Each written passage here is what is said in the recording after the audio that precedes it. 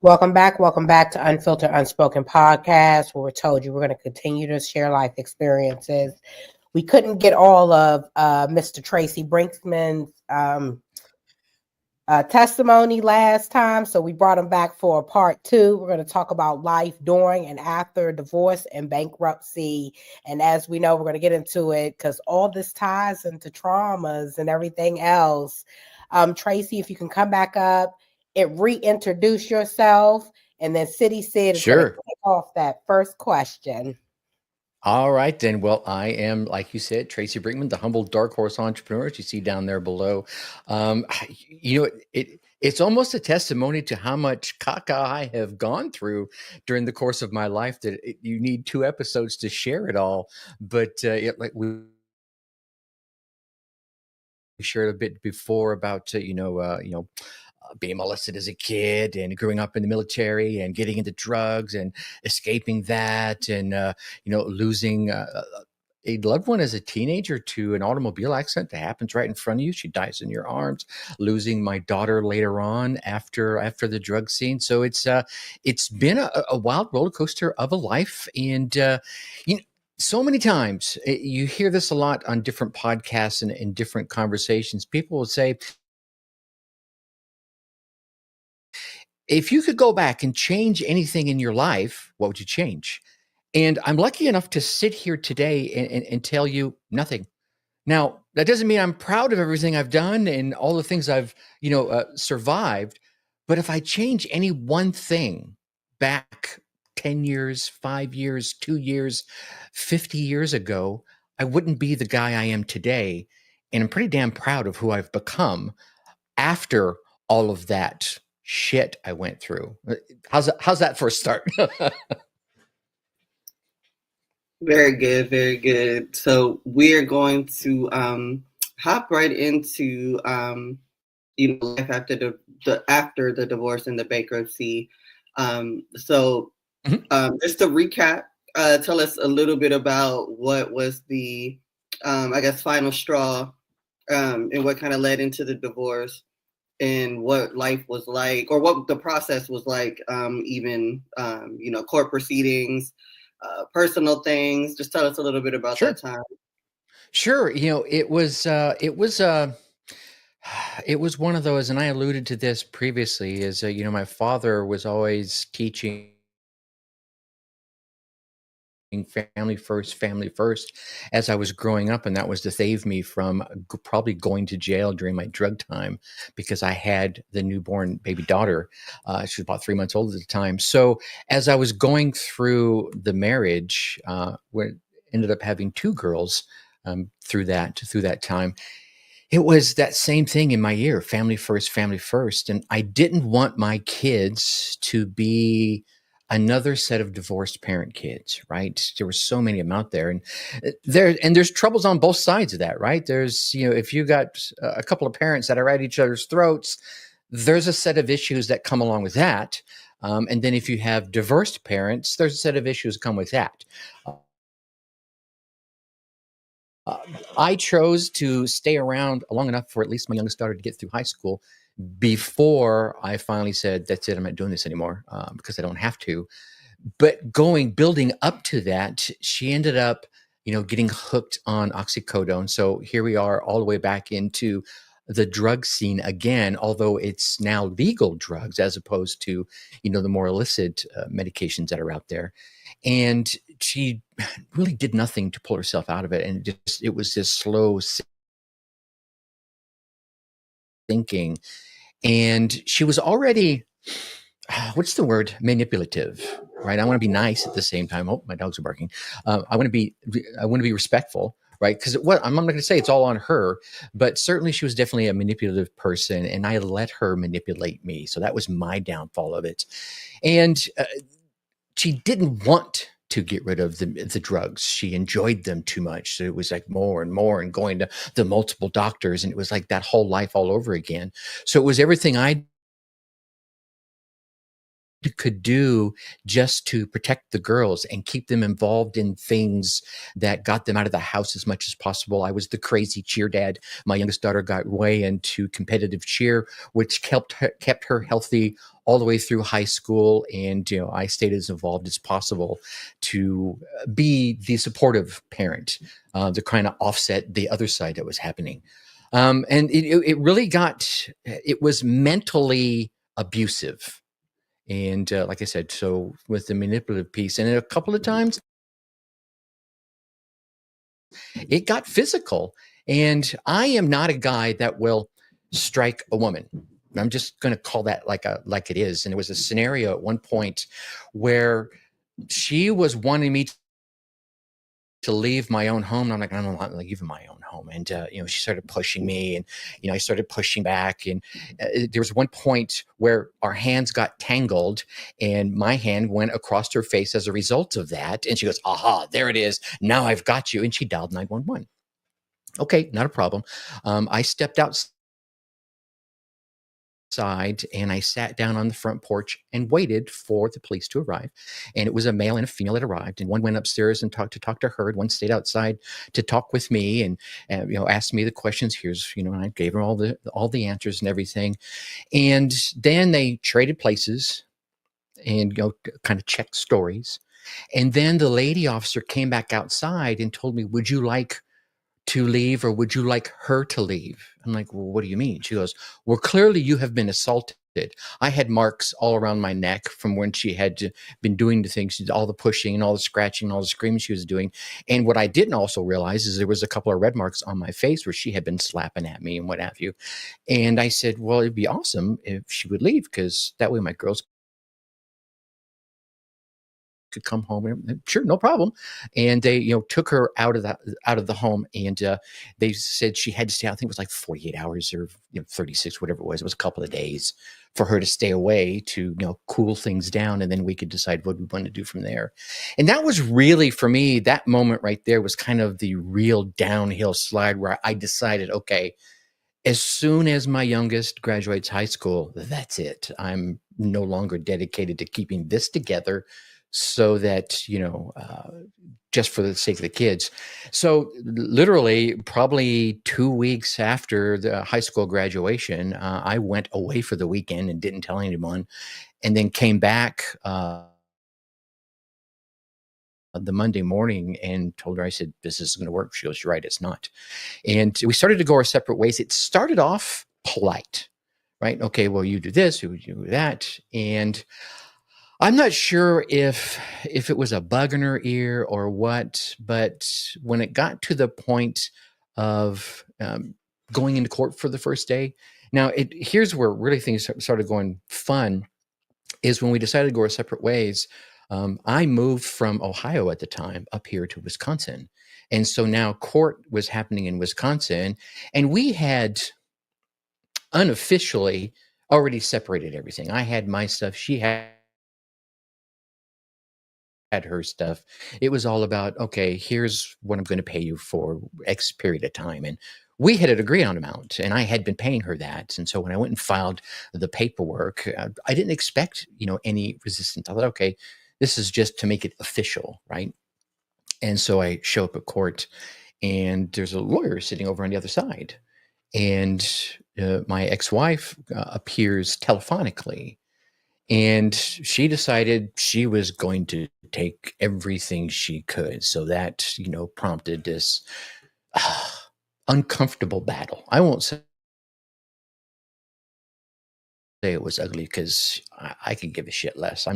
I had decided at that point when we finally separated that I'm not giving you any more power. And by being emotionally attached to anything you say or do, I'm giving you power. And I had done that for almost 20 years, and I was completely done with it. And at this point, I had another person in my life that was helping me keep my head on straight and reminding me, no, don't get hooked, right? Don't do the thing. And what do I want to say? I want to say this the right way without sounding too condescending. The battle went on for, I don't know, 2-3 months. And we got into the last court date. It was like, okay. And when I say the battle, the lawyers are going back and forth, not in court dates, but like on the phone back and forth. How about this?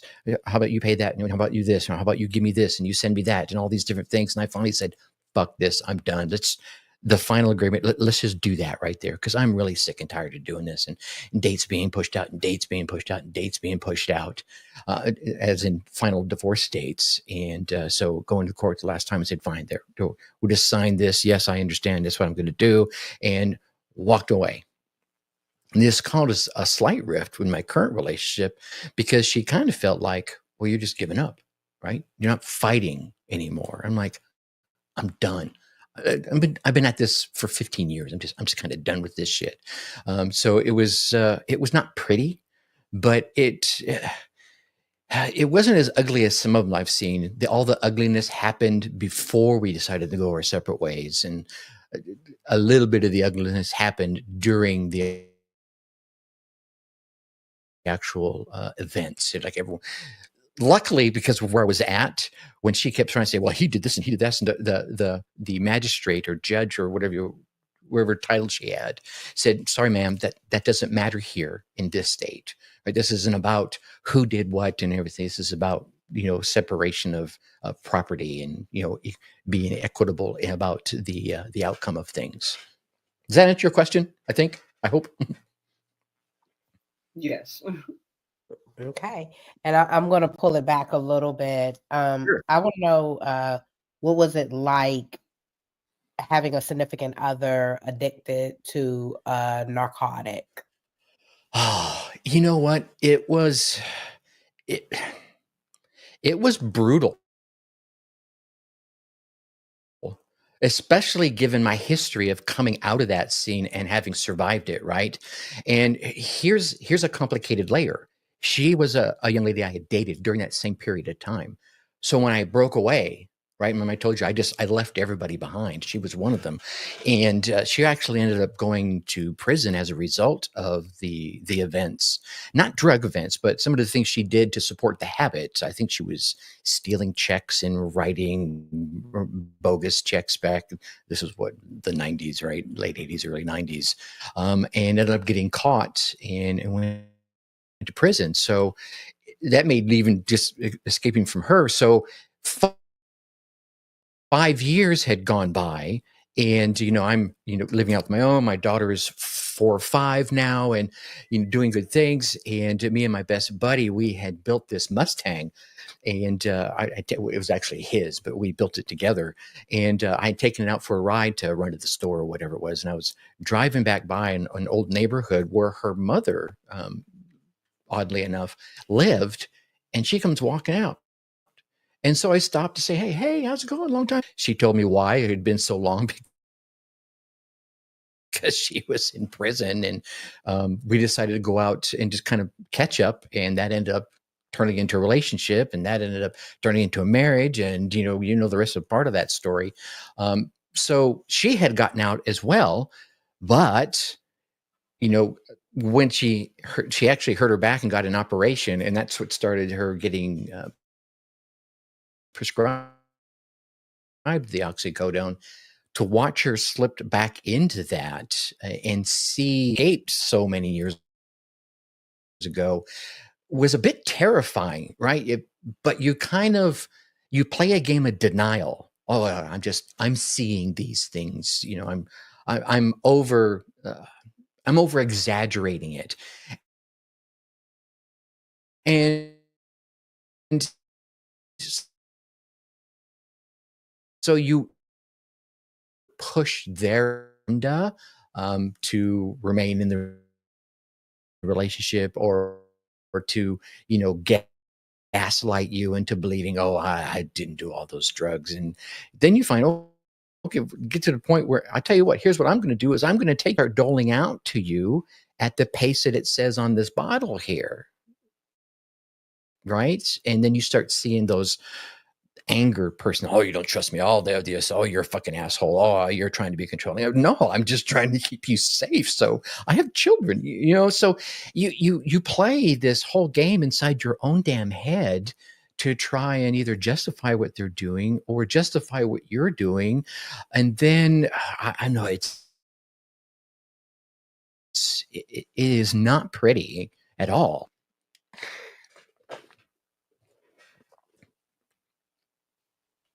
So Are we still I know that together? you said it was terrifying, and There we are. Okay.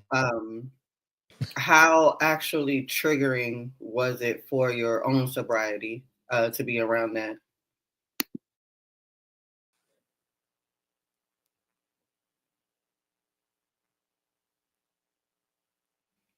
Were you able to hear me, Tracy?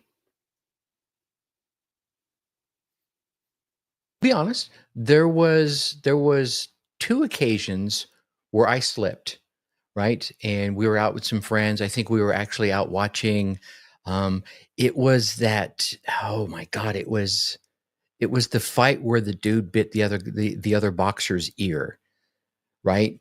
And I can't remember the two boxers. That's how much I'm not into sports. But we were over the friend's house, and they had bought the pay-per-view, and the boxing match was getting ready to go on, and we're all built up. So it was that night, and we all partook. That was And Mike so Tyson, yeah, right? that was the Tyson, not Yeah. Hagler. It was Holyfield, the Tyson Holyfield fight. Yeah. Anyway, so yeah, and I partook in a little bit, and yeah, it was. I was disappointed in myself afterwards. It's like, fuck, all these years I've been doing so good. I had built myself up a career, and I'd made been proud father with the girls and everything. And so it was triggering in that sense. And that night, the next day, I was like, okay, that's it. I can't do this slide again. I'm not going on that road. That's not who I am, because I had taken the time to look back, like I'd mentioned before, at those demons and the lessons learned. And no, we're not doing this. So it was triggering in that sense, but it was also triggering in the sense that having that fight night was okay. No, this is when I start pushing you back and start saying, no, you need to stop too. And here's how we're going to do that. And that was when we started talking about, all right, here's what you're supposed to be taking, and this is what you're going to get. And so that was good and bad. It was good in the sense that I felt good about it. It was bad in the sense that that started bringing out more of her manipulative and gaslighting styles. And what I learned later is some of that anger was being taken out on the oldest daughter, right? So if the daughter come home with bad grades, she'd be yelling and screaming at her, and I'd come home, and you get this story from the mom, and that story from the child, and that story from the youngest child. And it's like, who the fuck do you believe? And I'm going to be on the side of the kids. I'm just going to say it. And there was, a few times where she wanted to come after with a paddle, and I'm like, you got to go through me. That's not fucking happening anymore, right? Kind of thing. So it hit some pretty heated boiling points even before the afternoon that the police showed up. Wow. Whew. How did you feel with your ex-wife picking on your daughters, because it sounds like a jealousy thing, and lying on them, because I guess you figured that out, she was lying on them. Yeah. How did you feel? And then the position that you were in, how did that make you feel? How did you navigate through that? It was it was a tough navigation of waters, because at first, right, you're like, okay, you're being the parent, and you're providing the united front, and then you start seeing the chinks in the storyline on either side. It's just like when a child lies to you, right? Eventually, you find out. If you take any time to care enough to try and learn. But at first you're like, okay, well, you're on restriction. That's fine. You did wrong. But over time, you start seeing these chinks in the story, and it's like, oh, wait a minute, she's right. That shouldn't be happening. And so then it's like, okay, well, if she's right, I'm going for the side of right. And of course, at that point, you're like, well, what? You're not going to believe me? I'm not lying. And you're like, well, yeah, I think you are, because this. And then they start like I said, the manipulation and the gaslighting gets turned up to the next level. And you also have to be careful of we have the younger daughter who is old enough to see things going on and talk and articulate things. You want to ask, but you don't want to ask in a way of picking sides, right? You don't want to make it like, well, did mommy lie, or did your sister lie? You just want to try and get the truth, the facts out without making them feel guilty or feel like a snitch, right? And so there's that whole balance of walking of things. And it got to the point where she got so heavily medicated that it was found out by the school system and and so they start doing their investigation, and they get social services involved, which was almost a godsend, right? So they come over and they start investigating what's the home life like, and they saw that I wasn't involved, or through the investigation figured out I wasn't involved. And they made it to the point where they wanted to pull her away from the home. And the only way they were saved that was for her to agree to have a therapist come in on a regular basis to say, okay, here's everything that's going on, talking to the kids, talking to me, and talking to her. And that worked for, I don't know, God, 2-3 months maybe. And after about the third, fourth month, the lady would show up, and myself and the girls, we'd sit down at the kitchen table all ready to have the conversation. And the ex-wife started going, I'm just going to sit in here. She decided not to participate anymore.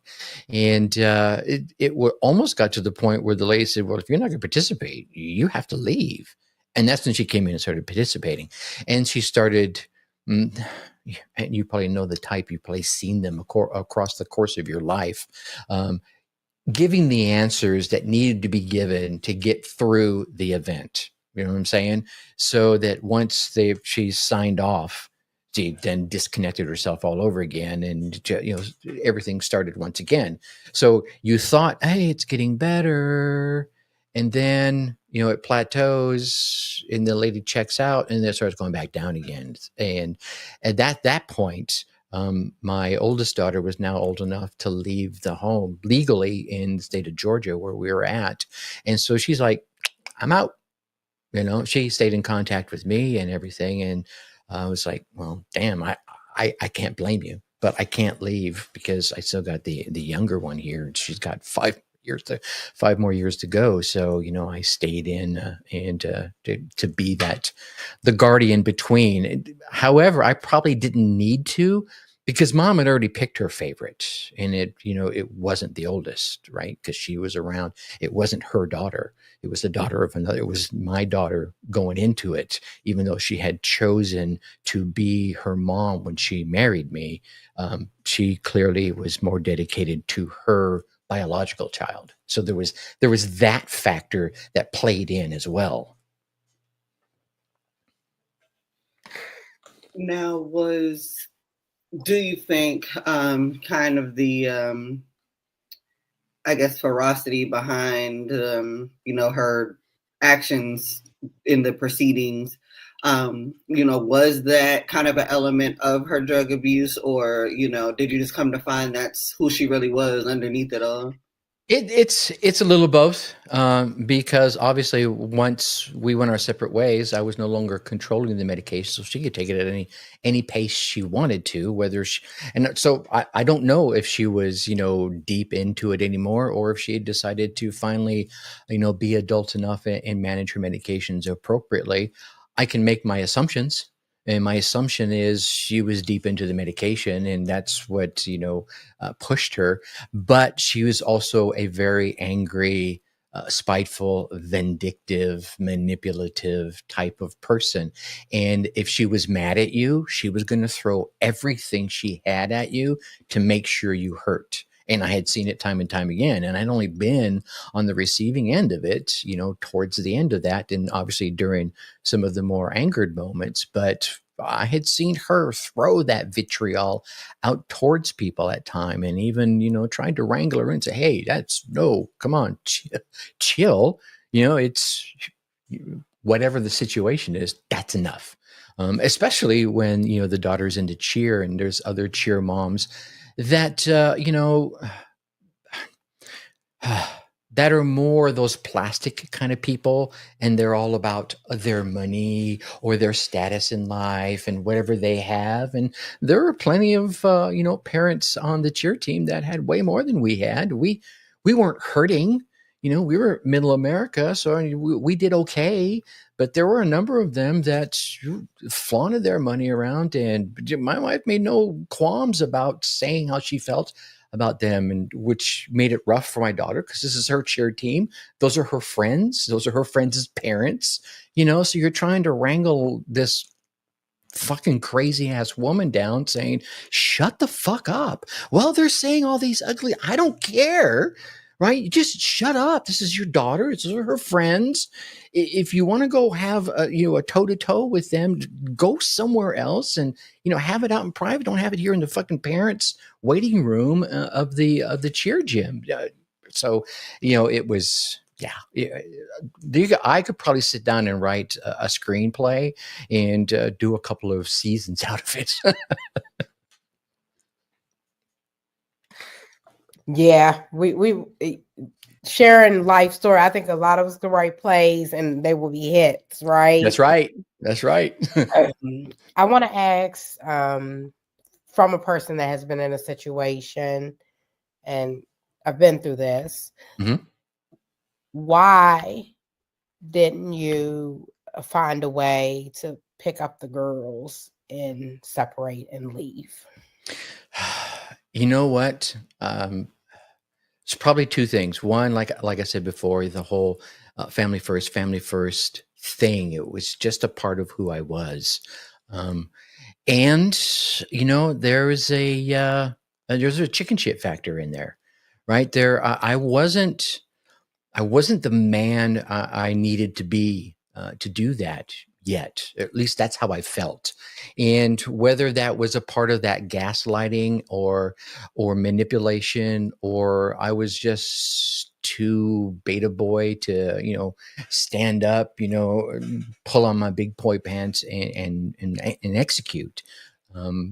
Again, that's one of those things where it's like, if I could go do it again, I probably, that might be one of the things that would change. But again, I know it would change everything else that happened after that, good, bad, or indifferent.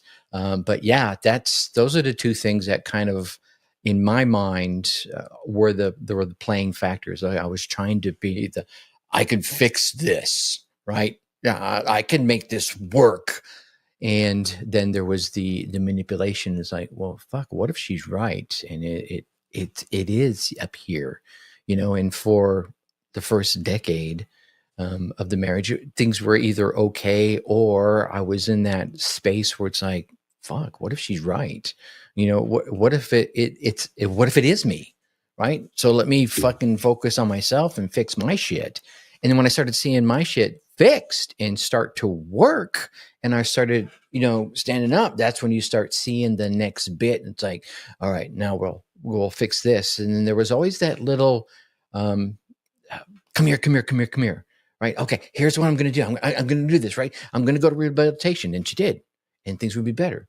Right. So that gets you another year and a half or so. And then they start sliding back down. You're like, no. Got to pick this back up. Okay. Let me go back to rehabilitation. We're going to do this again. Right. And things get better, so there was a little bit of that as part of the whole adventure. Does that make sense? Makes sense. Yeah. I think one of the toughest things out there, and especially if you're, for me, if you're in a relationship, is to realize someone might just be fucking with you. They just might, right? There are people out there that are just manipulators, and I don't care if you're a man or a woman. There are some people out there that got game. And they will just draw you in and then push you out for the sole purpose of drawing you back in again, because they just love to be able to prove, look, watch this, right? And they just control. It is. That's what it is. And if they don't have it on you, they just make you feel like shit. I know it got to the point when we were going through the divorce part, I actually had to put ignore on all my socials and my phone when it come to my ex, because there was so much of that. I'm just gonna keep coming at you. And if you pick up that rope, that's all they need. That's it. That's it. They got you, and they're going to yank. And it might not be as effective as it used to be, but let me tell you, it's probably a little more effective than you'd like it to be. You know what I'm saying? For sure. I do want to go into a little bit into the bankruptcy Sure. part of it all. Now, what kind of bankruptcy did you go through? And was that partially a result of the divorce? It was a 13. So it was a restructure. It was one of those where, okay. And then there's, for those that don't know, you can go chapter 7, which they just take all your debt and just go check it away. And then there's chapter 13 where they restructure your debt and you pay it back over, I don't know, what was it, 5 years? I think it was, right? And, they prioritize different folks. Like if you have a car or a home and medical bills and different things, that they pay at different rates. And so it was through a 13, and obviously it was through a mix of medical bills, and the divorce was a big piece of it. The rehabilitation, to go through that 2 times there, that's not cheap. I don't even the low end ones, they're not cheap. But so there was that, and that, for, I don't know, maybe not for everyone, but for me, that was a kick in the pride. Right. So you're going through a divorce. Well, shit, I'm not good enough to hold on to a fucking woman. And then you're going through, a bankruptcy. Well, shit, I can't even fucking pay my bills, and, your kids are out there, and you wonder what they think. And sure, they're going to tell you all these amazing things, but in the back of your mind, you're going, God, do they think I'm a dumbass? Do they think I'm an asshole? Right? Whatever else is going on inside your head, these things are just all rolling around. And here's something really cool. Before the divorce, about 4 years, it was about 2007. I had started a podcast that was all about motivation, right? Just doing the motivation. It was all the things I had latched on to after my daughter had died, which we talked about in the previous episode. And if you haven't listened to that, ladies and gentlemen, go back and listen to that episode. These ladies did a great job there. So people started asking me, well, you're doing all these great things at work, and you're getting all these promotions and all these things. How? Right. And so I started teaching other folks that asked me about, and then I thought, well, shit, let me just go ahead and put this out in this thing called a podcast. And it was completely different landscape when it comes to podcasting, 2007, almost 20 years ago. And so I was putting out this podcast behind a paywall, and Monday I would give you all this great advice for free.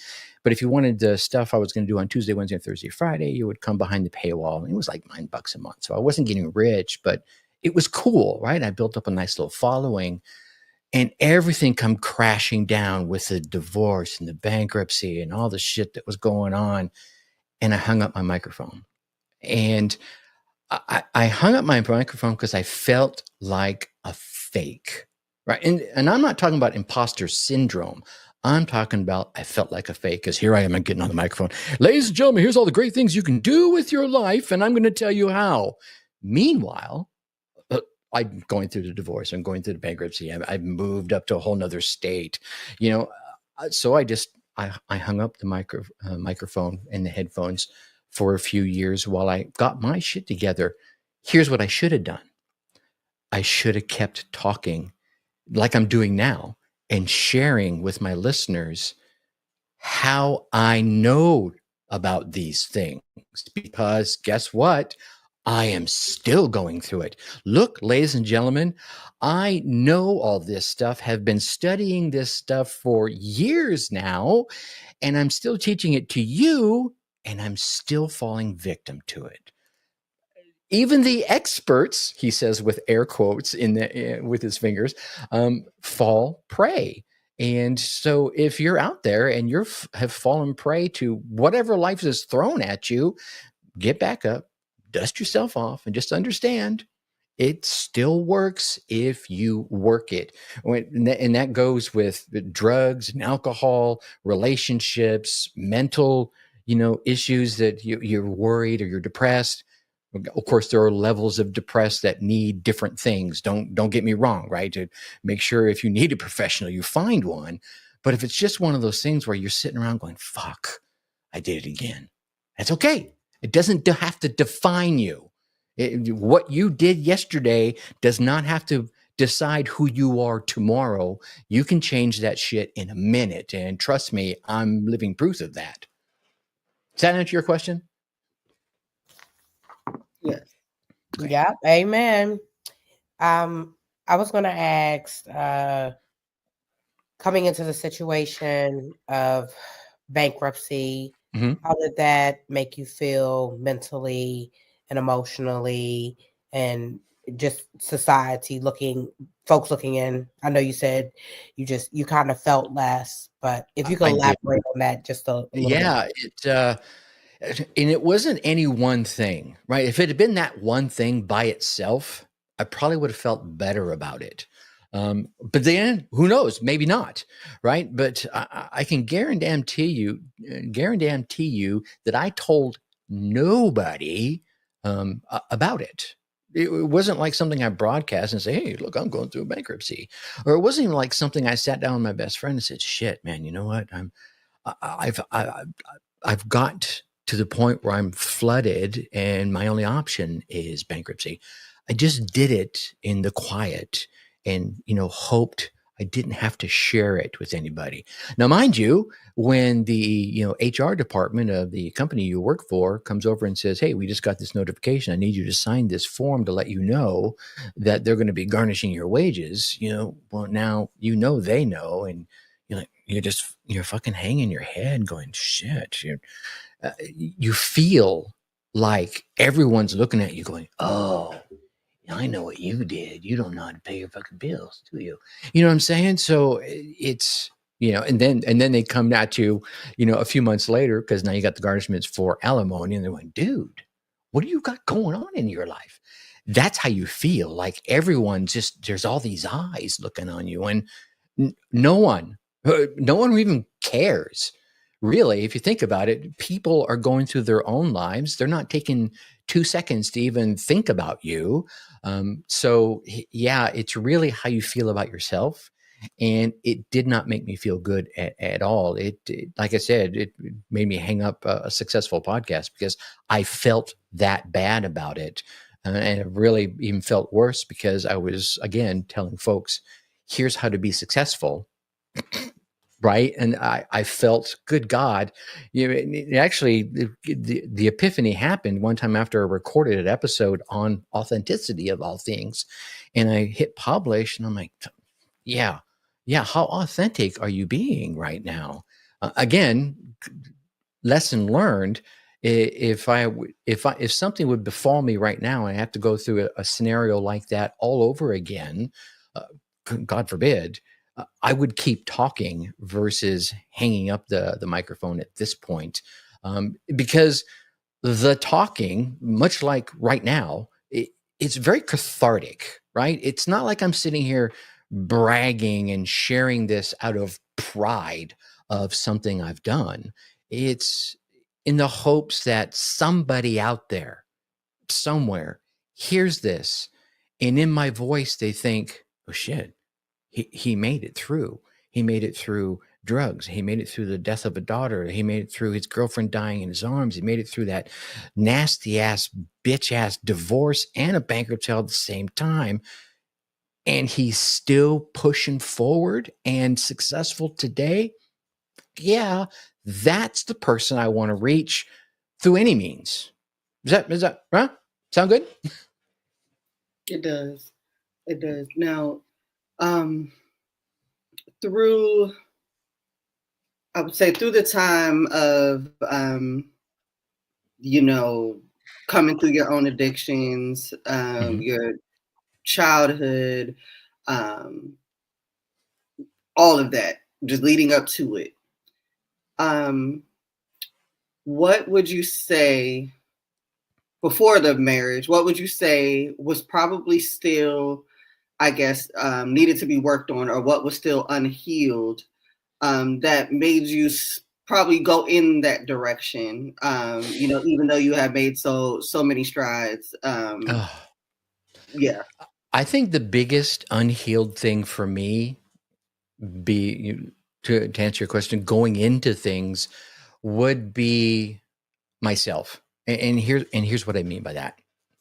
I grew up pretty damn confident in who I was, and like I had mentioned before, my dad being in the military for so many years, and us picking up and moving all the time, I had learned to talk to people really easy. I had picked up a pretty good sense of humor, so I can engage someone wherever we would move and go somewhere else. Here's a great quick story. We moved from, I believe it was San Pedro, California. We moved out to Texas, Fort Hood, Texas, and got stationed, bought a house in Copper's Cove. And the big moving truck pulled up to the house, and I had been outside meeting the kids on the block. And by the time the truck had pulled up and the guys had laid down the ramps and had carried the first box out, I had like 8 kids walking up to that truck, grabbing boxes and bringing them into the house, because I had just, started hanging out with them real fast, just, yucking it up and just being friendly. There's something you get a good personality. So, and confidence, any good leader, and I don't mean a boss, I mean a real leader, there's an air of confidence that draws people to them. I'm not saying I have it. I'm just saying I was able to use some of those things, right? So I was pretty confident. And then, shit in life starts to happen. It starts chipping away at that. And so to come back to your question, I was pretty wrapped up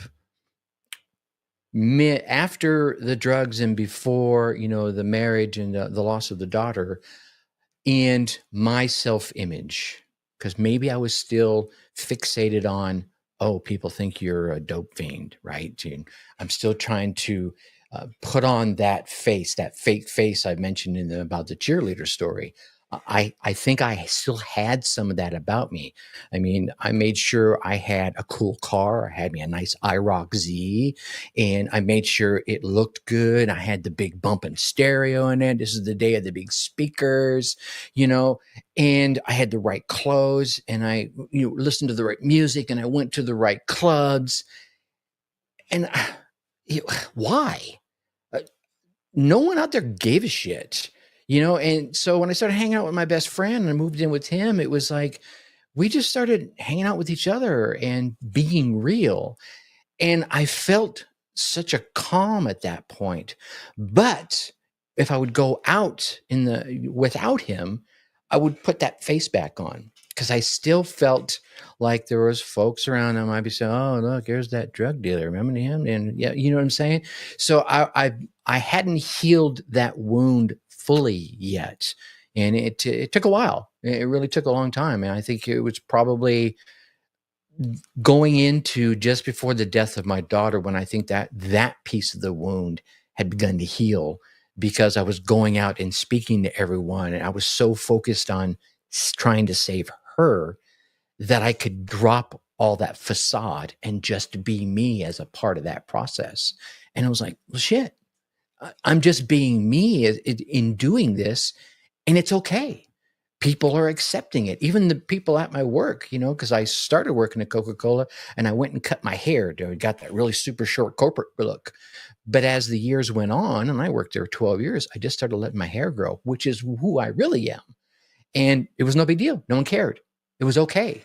Right. So I started realizing, well, people aren't worried about what I look like. They're worried about my output of my work and how I treat them. It's not about, they give 2 shits about my life, right? Unless they're a super good friend. I want to jump back real quick before I forget. I want to ask, did your oldest daughter feel form of resentment towards you, or did she tell you? Did she ever talk about how she felt her stepmother treated her? She didn't form a resentment towards me. She did get mad at me for, I mean, she has told me on a number of occasions, I was pretty pissed off at you for, first couple of years. But her and I had been through thick and thin from day one, obviously.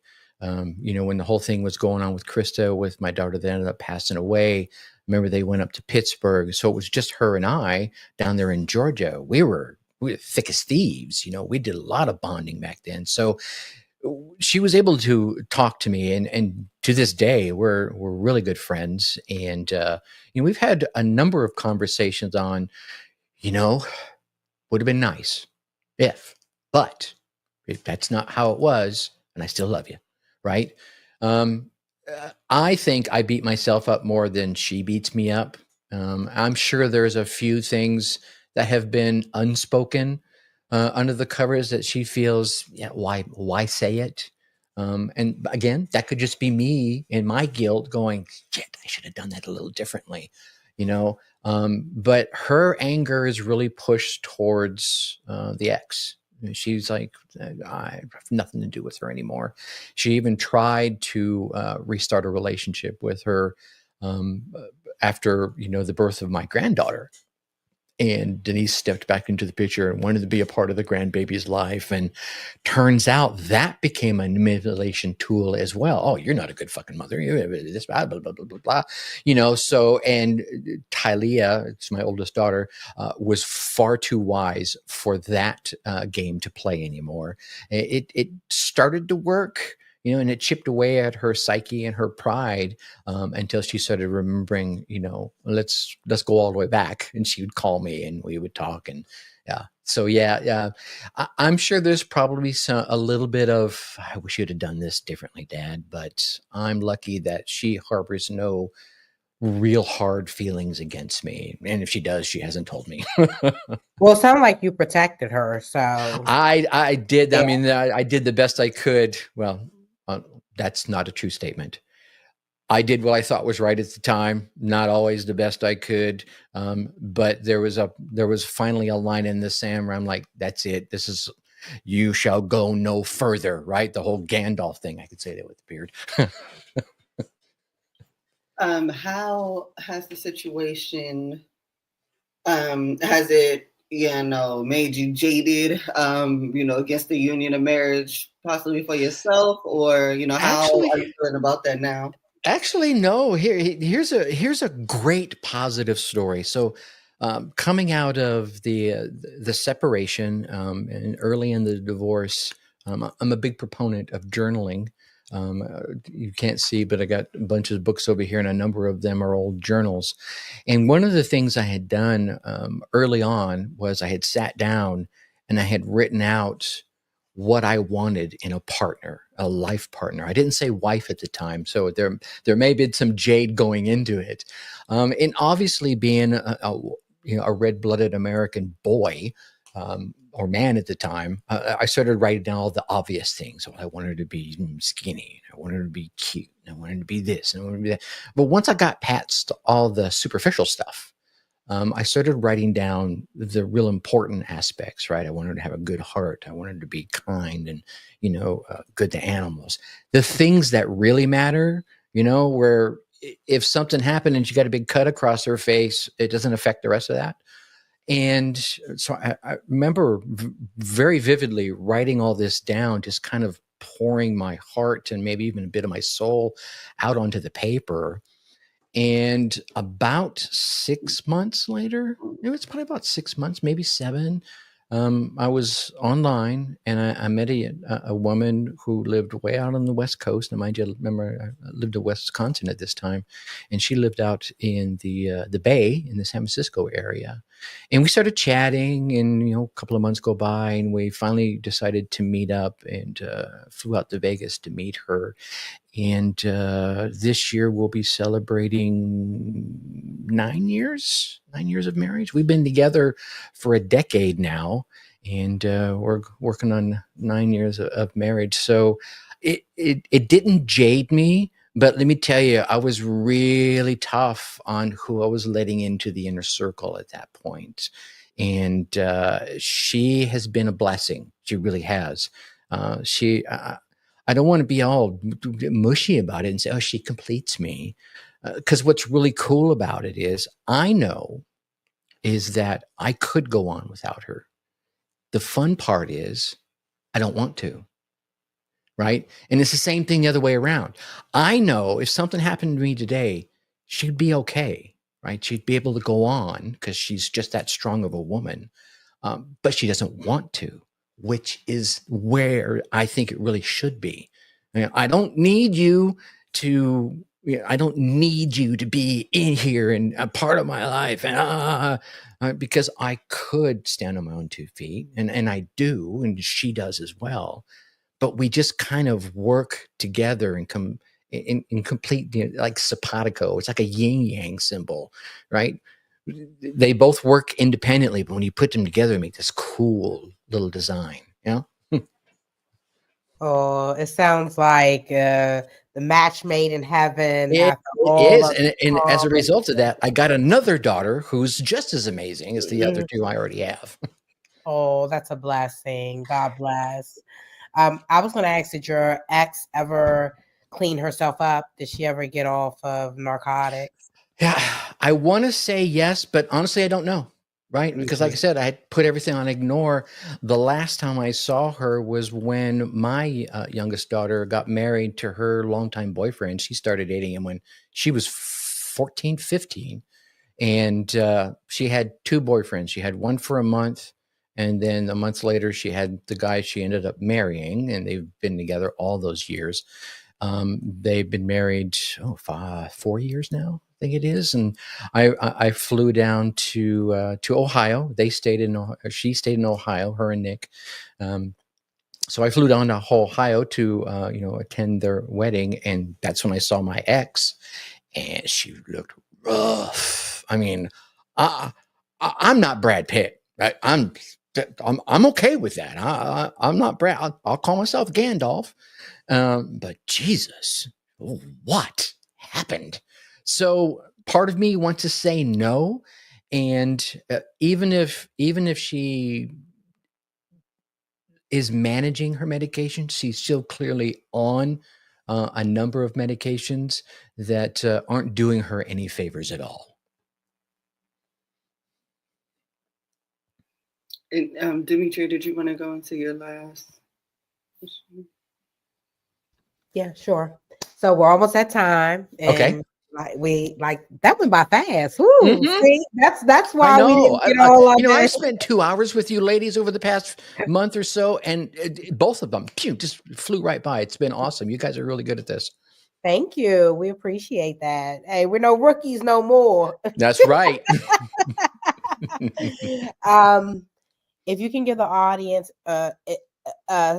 through like your life experience, your testimony, just something that helped you through a divorce and financial troubles, bankruptcy, because a lot of people are struggling. A lot of people don't even know where to start. And you just seem like you're doing such an amazing job in your podcast. It correlates to that. So if you could just give somebody advice where to start and how to start their journey. I can. I'm happy to do that. And I would love, to jump on here and give you some amazing biblical advice.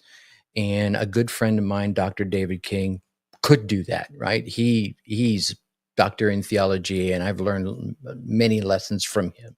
But that's not my jam, right? I can wax philosophical until the cows come home.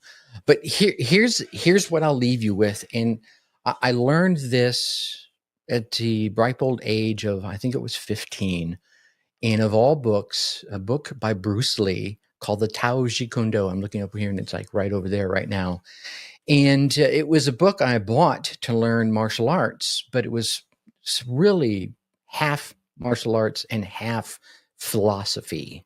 And there was a statement that it rung true with me, and it has stuck with me through all the tough times in my life. And some folks have heard the first half. Most folks never heard the second half. And the first half goes, absorb what is useful and discard the rest. And that applies to anything in life. Okay. And I'm even going to go so far as say religion, because, and here's why I say that. I went into a church one time, and I'm not going to mention any specific religions because I don't want to insult anyone. And I gave a presentation about my daughter and her need for organs. And at this point, she had passed away. And so I was still doing the presentations in the hopes to avoid other organ donor needs to not pass away. And as I was leaving, the pastor or preacher or whatever his title was for this particular church, in the course of his conversation, told me that my daughter was suffering for her sins. My daughter was fucking 18 months old. To hell with you. Okay. Now, I didn't say that to him, obviously. I just, was polite. Thank you for letting me speak in front of your congregation, and excused myself. To me, men like that, women like that, they aren't preaching the gospel of any religion, whatever that religion is. So again, I come back to absorb what's useful in any book you read, in any podcast you listen to, in any gray-haired guy giving you advice. If you hear something that's useful, go ahead and take it in. If the rest of the shit I tell you, you don't find useful, that's it, right? Discard the rest. Don't trash it. Just kind of put it over here on the side, because here's what's going to happen next. The next part of that quote, absorb what is useful, discard the rest. The next part of that quote goes, and add what is uniquely you. This is where the magic really comes in. If you're out there wanting to start a podcast, wanting to find some hustle that can get you up and out of those financial struggles, everyone's going to go, here's my great program, go do this. And you do that, and it's like, it doesn't work. That's because it works for them the way they laid it out. But if you take that program and you find the pieces that work for you, and then add something that's just you, right? It's City Sid, or it's Tracy, or it's whoever. You add your sprinkle, your little magic salt, or your sugar, or your cinnamon, whatever it is you want to put in there. People that resonate with that are going to start being pulled into you. So absorb what's useful, discard the rest, and add what is uniquely you. Okay? And the reason you don't want to get rid of it 100%, you just want to put it over on the side, set it up on a shelf, that's fine, is because a month, 2 months, 6 months, a year later, you're going to go back to that same information, be it your biblical book or your business book or your lesson that you paid somebody a great amount of money for. And you're going to go back through it. And you're going to notice something new, and you're going to repeat it. You're going to absorb what's useful. You're going to discard the rest, because there are going to be different things you're going to discard now, because you have new learnings. You're a new person. And then you're going to add what's uniquely you. And you were going to be adding different magic that time, but again, because you are in a different place, because you did it before, right? Does that make sense? And then you just keep doing that through life. You keep absorbing what's useful, just chucking the rest on the side and adding what's you. And I'm going to tell you, right, it's not going to be easy. If it was easy, everyone would be doing it, right? But the magic will start to happen little by little, and you can't just do it once, ladies and gentlemen. You've got to keep at it. Like these ladies will tell you, one show, one host, one guest on their podcast does not magic make. They might have had a blast doing it, right? They might have gotten a lot of folks. It's four, and then again, and then again, and then again. All of a sudden, it takes on almost a whole new life of its own, and it turns into something you never expected. Absolutely. It was probably a longer answer than you expected.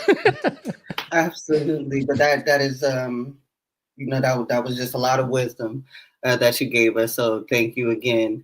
And again, as we did before, as we do to all of our guests, we do like to give you the chance to kind of plug in things that are important to you. Let the viewers know how they can contact you, utilize your services. If there's anything you want to draw traffic to, anything you're advocating for, you have the floor. Oh, well, thank you so much. And same place, man. Come check me out, darkhorseschooling.com. You'll see that scrolling across the bottom of the screen. Here's what I would tell your folks to do. If they have any interest whatsoever in digital marketing, starting their own little side hustle, maybe even starting their own podcast, go to darkhorseinsider.com, and that will bring up a little sign up screen. Give me your email. I don't care if you give me your first name or not. And I put out weekly updates on little 30-minute ways that you can get out there and start grinding away and making things happen. Again, just these little bits. I mean, I focus on parents, so I really have to focus on making it really impactful in a short period of time. So I try to make it 15 to 30-minute actions that you can take as someone that just wants to put some message out there, or maybe put a little extra coin in your pocket, whatever it is. Okay, and y'all have it. Thank you so much, Tracy. We want to really thank you for being a guest on Unfiltered Unspoken Podcast and sharing your testimony, but also keeping it real. Because it's unfiltered, you can say what you want to say. And I like how you're authentically you. So yeah, like I said, once I learned that, I was like, oh, wow. And there's no joke. Life really started changing once I picked up on that piece of it. And there's folks that, they're an asshole, right? Once you deal with whatever's making you an asshole and put that away and just be real after that, I have not met an unauthentic, an authentic person that's unhappy. I just haven't. They might not like where they're at and they're striving for something better, but if they're being themselves and they're being real, they're still kind of happy. They're like, okay, well, I can deal with this. Yeah. Because being real, we'll get called the assholes. All the time. I'm okay with that. Yeah. Yeah. I tell people all the time, I'm like, people will accept lies, but they hate to hear the truth. Yes, that's true. Yeah. And they will gaslight you. Yes, they will. So we want to thank you for tuning in. We want to thank Tracy for episode 2. We probably could do an episode 3 with him. We want to thank him for episode 2. We want to thank City Sid for just bringing her uniqueness. And we're going to keep sharing testimonies. Ain't that right, Sid? That's right. That's right. So thank you for tuning in to Unfiltered Unspoken Podcast. Tracy, please hold. We will see you soon.